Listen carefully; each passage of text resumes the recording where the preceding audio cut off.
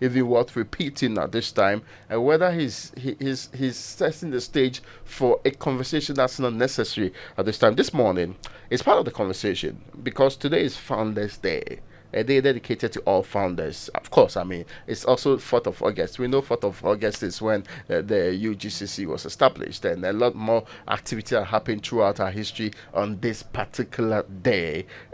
The gentleman joining us on this conversation includes Selon Brante. He's a vice president of Imani Ghana. This is what Selon put on Facebook some 20 hours ago. Make it make sense. Same family denies independence, yet says they are founders, and says a blueprint of state capture is fiction.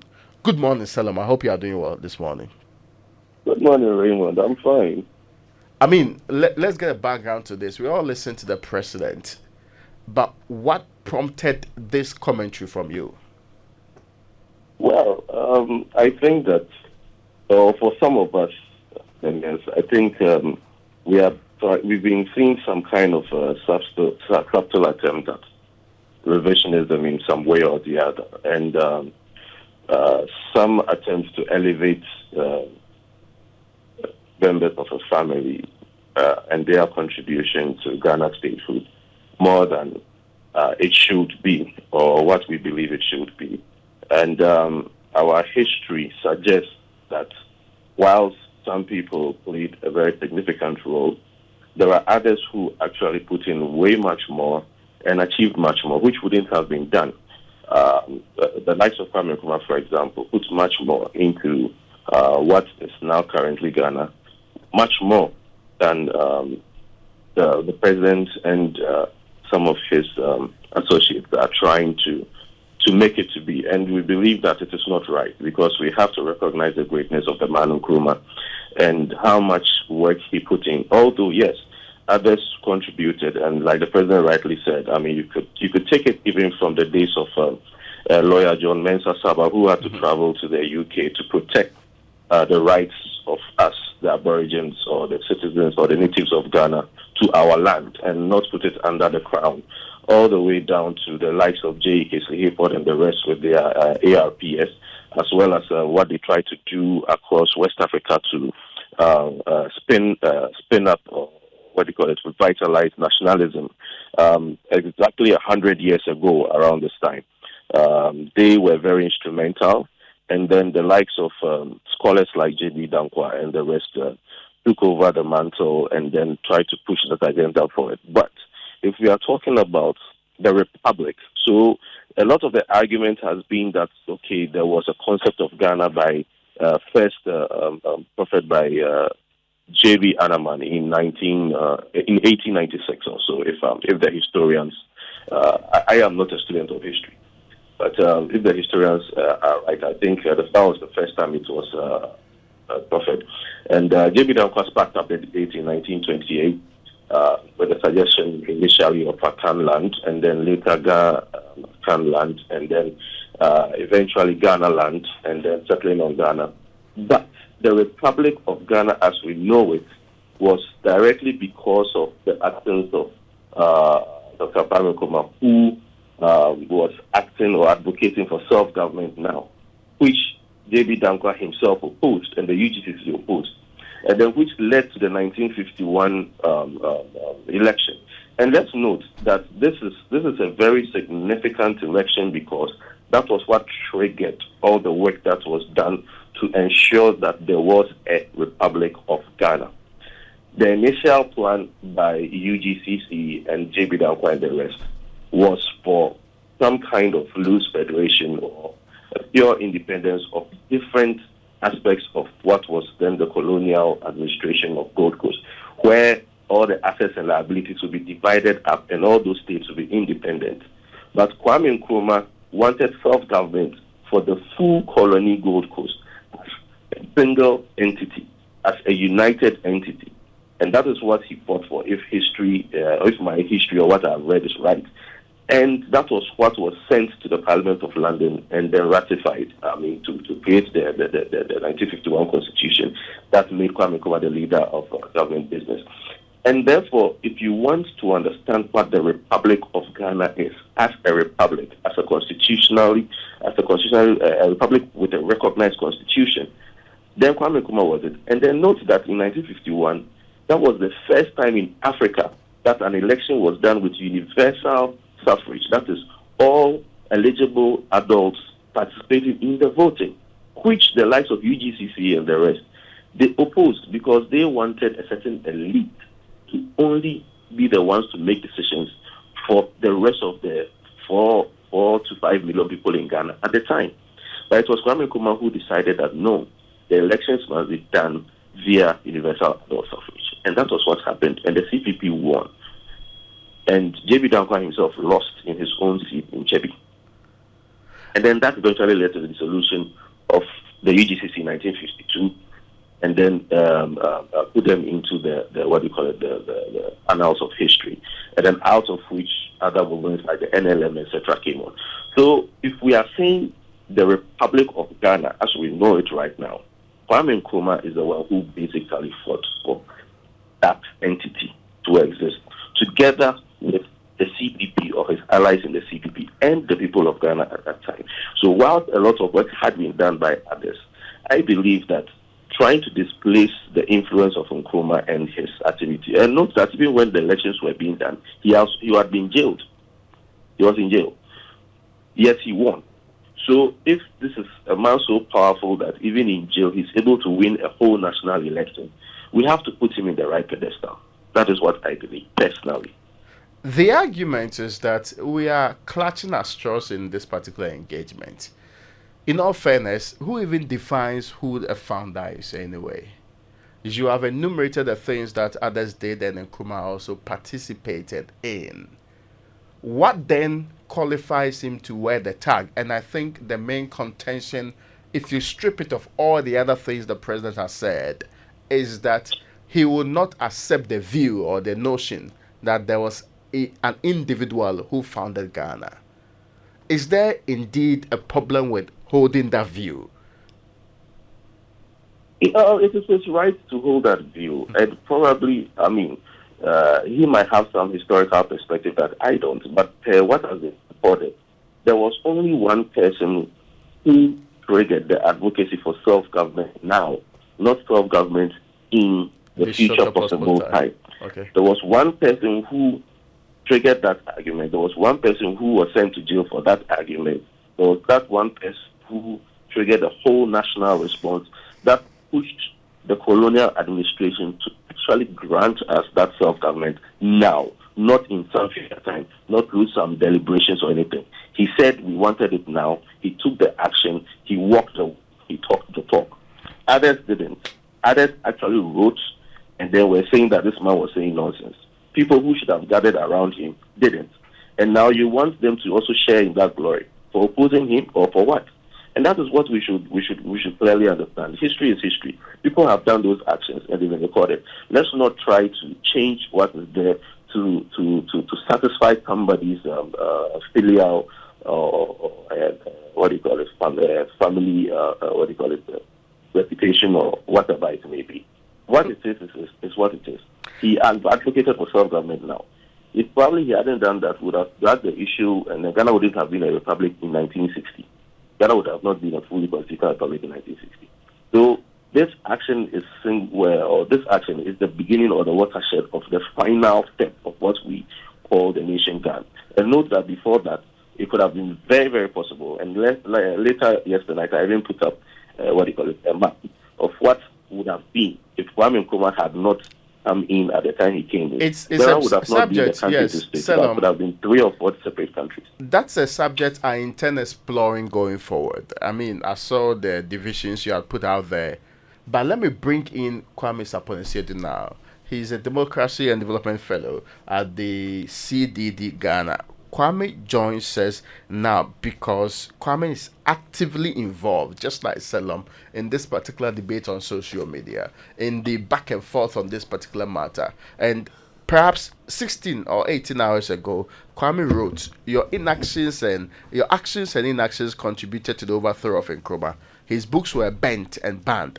Since 1966, You have done all you can to erase his memory with little success. How you can't see this latest attempt to also fail defies me.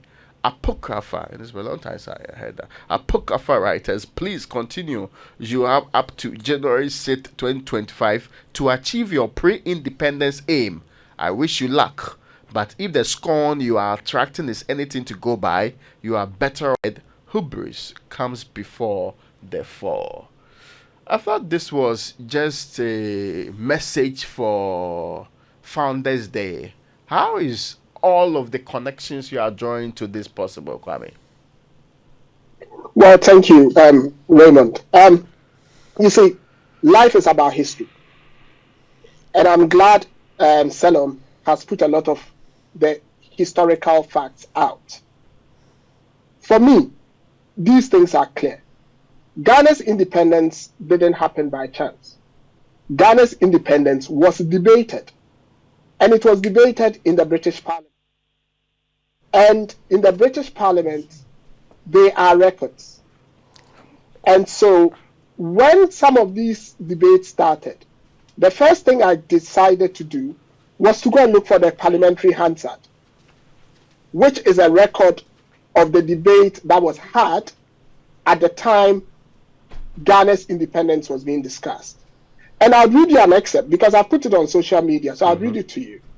The National Liberation Movement, the Northern People's Party, and the Ashantiman Council have recently sent a formal resolution to my right honorable friend and colonial secretary asking for separate independence to be awarded to Ashanti and the Northern Territories, and for appointment of a petitioning commission to divide up the assets and liabilities of the Gold Coast.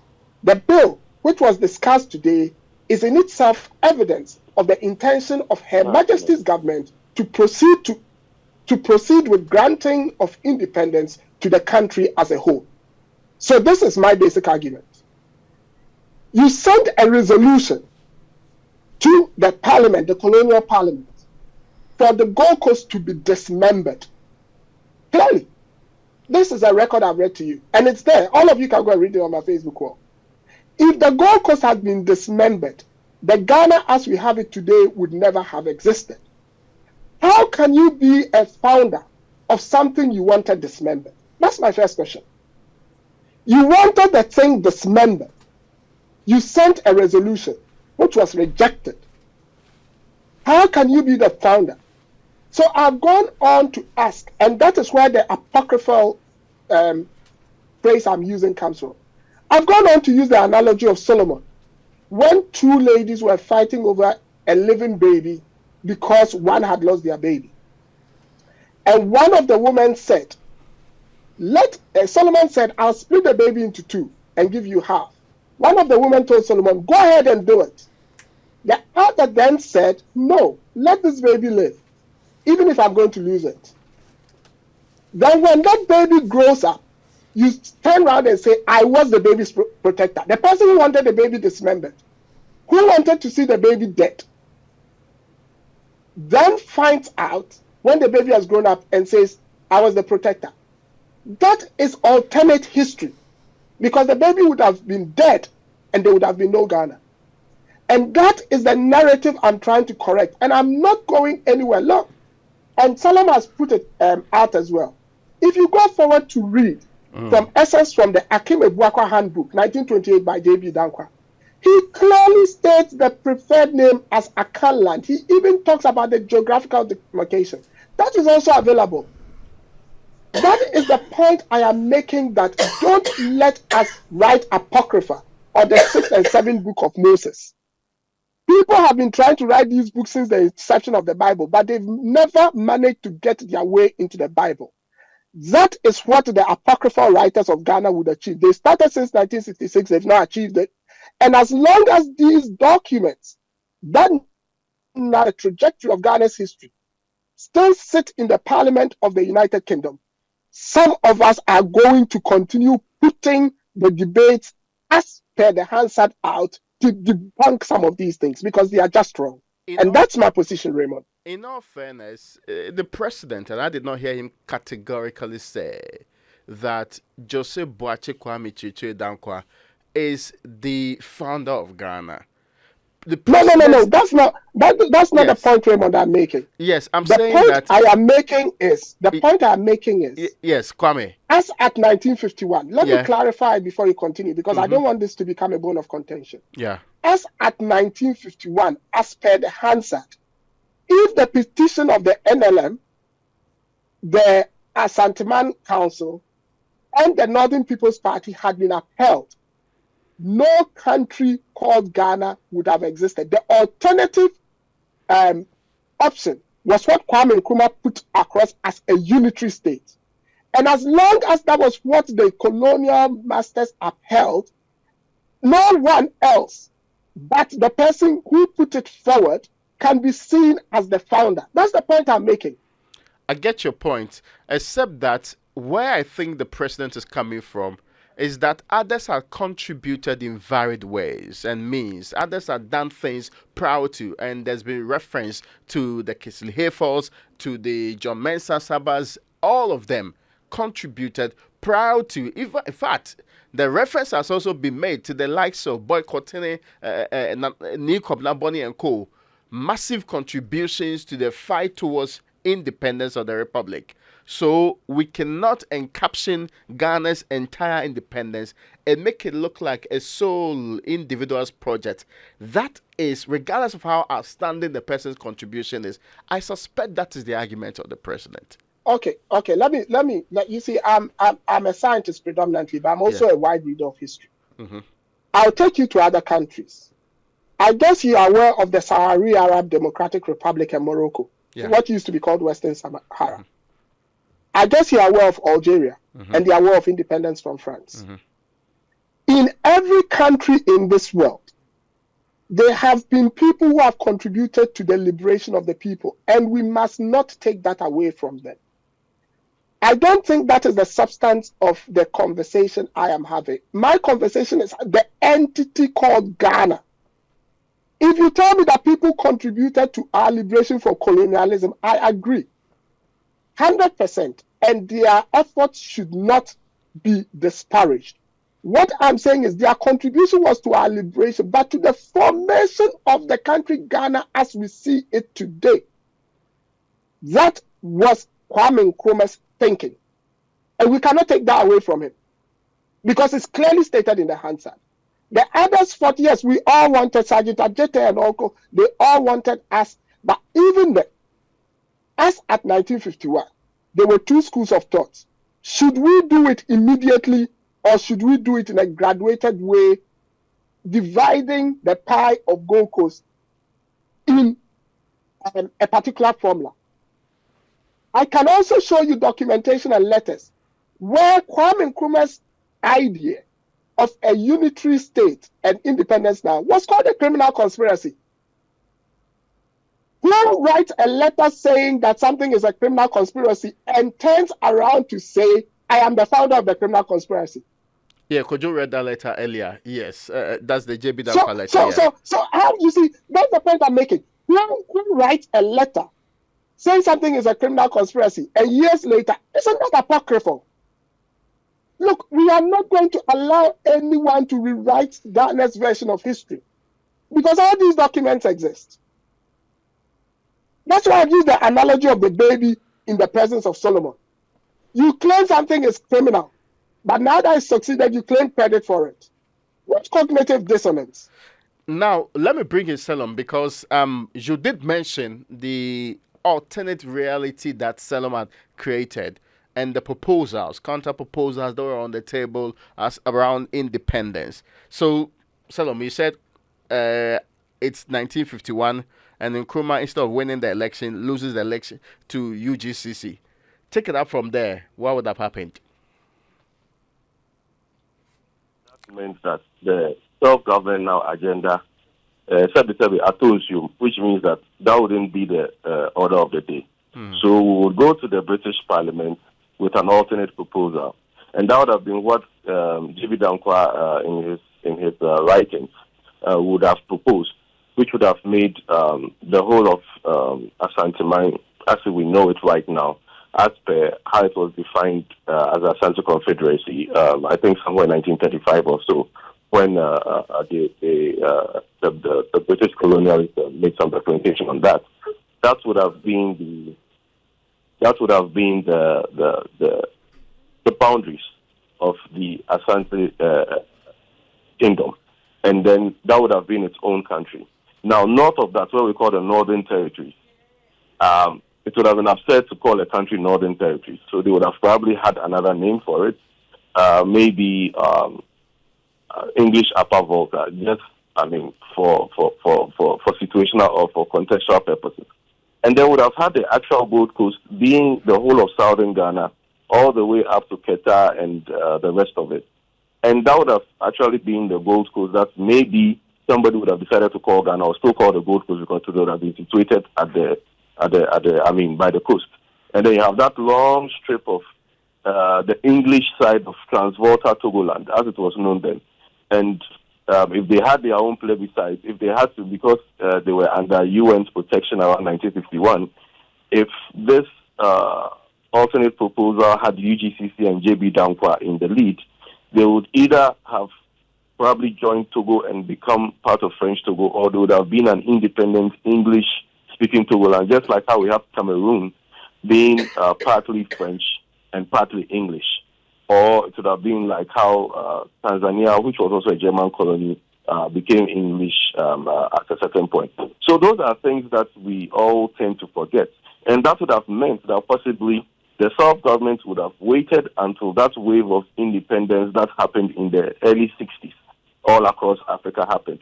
So it wouldn't have happened in 1957. Ghana wouldn't have been the first independent country. We would have had about 4 or 5 independent countries, probably with even varying times of independence. And there would not be a republic called Ghana. And then, if we situated it that way, today we would have had the likes of J.B. Dankwa being called the founder or some part of that Ghana as they had imagined it by then. And then the Asante land would have probably been a monarchy, a constitutional monarchy of sorts, headed by the Asante Hene, and it would have been a kingdom. And then northern Ghana would have had probably its own regime, or it would have decided to maybe become a part of Burkina Faso as a southern Upper Volta or something. I'm just giving the hypothetical scenario. If Kwame Nkrumah wasn't there, we wouldn't have had that. And if Kwame Nkrumah wasn't there, then it meant that the whole work towards African unity as we see it now wouldn't have also been there, because you wouldn't have even had a sovereign state to even govern before thinking about uniting the rest of Africa. So to sit down today and say that he didn't play as much of a part that we all know he did, to elevate someone's uncles who wrote letters and actively opposed what is the Republic of Ghana today, because they had interest in dividing up Ghana into different countries. I mean, my grandfather lived in Kumasi in those times. He told me about the whole Matemehu movement, and we all know about it. Our grandparents talk about it all the time.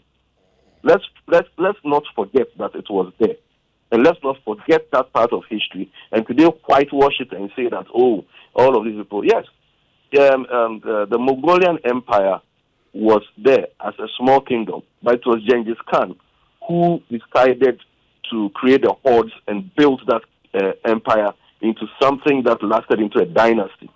All dynasties started as small kingdoms, but it always took that one person to break it out from a small kingdom into a dynasty or into a nation or into an empire. So as far as Ghana is concerned, yes, others handled it. Others handled parts of it. Others built parts of it. There were the likes of the agitators, the death of the Sergeant Ajete and the rest, and the strikes that happened across Accra. But who was the figurehead? Who was the one they went to? Who was the one they arrested for triggering all of this? Initially, it was J.B. Dankwa and Kwame Nkrumah himself. And then later, all the rest were the ones who were trying to play to the master's fiddle. So today, they can't be put together and say that they are all in the same classroom or they are all on the same level. No. Somebody's efforts somebody's organizational prowess, somebody's charisma, somebody's leadership qualities, somebody's determination to push through an agenda that was common for all of us. And that is why I was even saying that we should note that the 1951 election was the first in Africa. And that is something that we don't talk about in terms of Kwame Nkrumah's democratic or our democratic credentials. We're the first country in the whole of Africa to have an election that was truly democratic. And this was by the efforts of this same man. So we can't sit down today and say that and push him somewhere and say that, oh, there are others who were also champions of this or that. It was Kwame Nkrumah who put together what was required to ensure that we had the Republic of Ghana as we know it today, with the common flag, with a common anthem, with a common identity, put all the tribes together and said that this, if you are within this geographical, boundary, then you are a Ghanaian, you are a national of this nation called Ghana. And we are talking about the president's statement here. Gentlemen, I need us to wrap up this conversation because there's a bigger conversation about, since we have a holiday on our hands, what we want to do with Ghana. Of course, history is being contentious. What many people elsewhere would have settled and moved on with their lives quickly. We have difficulty with some agreeing on this point. My last question to you is, where do we go on from here? We have a holiday dedicated today, August 4, that was yesterday, right? Yeah, dedicated to this particular holiday, Founders Day, appreciating everybody. There's a day set aside for Kwame Nkrumah, specifically on his birthday. There is also Independence Day. So we have still much that we demoted the Republican Day, and it's no longer a public holiday today. Where do we go on from here? Do we need to have a different understanding about which days qualify? Because it appears it is only when we have these days that the conversation resurfaces, or a vice presidential candidate chooses to determine who is the best performing president in Ghana, that this conversation resurfaces. Kwame. Okay, thanks. It's an interesting one. But before I address that, let me read you one final thing from the Hansard that would shed more light. It goes, the House would wish to know that a formal reply has now been sent to these resolutionists in the following terms. Her Majesty's government do not consider that the partitioning of the Gold Coast is in the interest of the Gold Coast as a whole or of any of its component parts, and cannot abandon their established policy, which is directed towards the grant of independence to the Gold Coast as a whole. Her Majesty's government are now proceeding with the preparation of the necessary constitutional instruments having regard to the circumstances of the Gold Coast and the efforts which are made to reach agreement locally.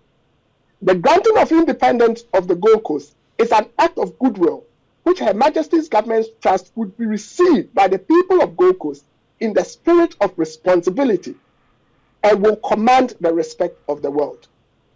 So it is clear from there that the resolutionists were repulsed. So based on what I have just read, if you then tell me or ask the question, what are we going to do with these days? I'll take you back to Ghana from 1957, 6th of March, to 1st of July 1960, when the First Republic was promulgated. Were we having this conversation? It is only when government changed hands in 2017 and people tried apocryphally to bring in certain dates to please others that this conversation became an issue. So, for me, I think the easiest way would to revert to the status quo because the evidence is clear and there. Ghana, as it stands, as you and me call ourselves Ghanaians, Raymond, friends of mine who come from like Transwater Togoland would probably not have called themselves Ghanaian today and wouldn't be having this conversation with me. I probably would have come from Akanland based on the documents we have. I wouldn't have been Ghanaian. And so I wouldn't even have been couched with the right authority to be part of this conversation, because I would have been from Akanland. And that is why, for me, we should revert to the status quo and respect how Ghana came to be. Get rid of a lot of these holidays because they are economically even unproductive. We are struggling as a country. We are broke as anything. And we have these holidays unnecessarily to glorify people who contributed little or next to nothing to what is Ghana today. I never said they didn't contribute to the liberation of the people who lived in the Gold Coast. No, I am talking about Ghana. And we glorify them with these days. That is what should change. And that's what we should do with Ghana. We can put these days to more productive use. That's my point. Well, let me hear from you, Selim. Of course, we know that John Dramani Mahama, the NDC's flag bearer, has already stated that he would bring back July 1st as Republic Day instead of this 4th August Founders Day that we are celebrating today. So what does this mean to be a Ghanaian? What does this mean to fly the flag or represent this country? We have lost a lot of it in a lot of this semi-nationalistic bickering. And I believe that we should all look with pride to what people like Nkrumah did, to blaze trails, to market this country, and to show that we are a unifying force as a people. However, through lots of years of misleadership and the rest, we are at a point where we have sunk to the lowest as Ghanaians, where people at the least chance would want to deny their Ghanaianness for one reason or the other. And I believe that some of these things that the leadership does not help. Where we say that yes, we are changing things, and this one was more significant than this, and that all of that doesn't really matter. What matters to us is we should now look forward to a Ghana where, instead of elevating one person's family to get benefits that they did not deserve for work they did not do, that nepotism that has now become something that is the order of the day because of this self-same type of things that we do should change. We need to see Ghana as something that belongs to all of us and not belonging to one family or one family's friends and associates. We need to see Ghana as a somewhere where we have a collective destiny, where the actions of each and every one of us has a bearing on the other, so that we can create a Ghanaian dream where we will say that, yes, we come from West Africa, we come from this land which has gold, cocoa, which has all these things, but we also have people who care about each other to the point that we are ready to build this nation back into the powerhouse that at the time of independence we dreamt it to be. We have lost that dream about what Ghana could be. The Ghana that built... And Selim, I have no intentions of interrupting this one, but I suspect this part of the conversation is going to commence soon. I mean, there's a broader one about the Ghana we want. Proceeding from here, that's going to happen pretty soon. So I have no plans of interrupting you. This great flow you have already commenced. I just felt I wanted a simple answer to the quest. John Mahama says, if you vote for me, I'm going to reverse it. No more of August 4th as holiday. July 1st is coming back as Republic Day. Do you agree with it? I agree. Let's recognize what Ghana to become a republic. I fully agree with that. And if that is something that we can, let's do it, because the first of Ghana as a Republic Day was something that we celebrated. All of us rallied around it. And we actually even had the right versions of history said on that day. And that inspired all of us that, yes, we are the first country to gain independence, and we had our Republican Constitution, and we took over our nation as Ghana as we know it today on that 1st of July. So let's celebrate it, absolutely. And let's not remove the significance of that day from our history books. Absolutely agree.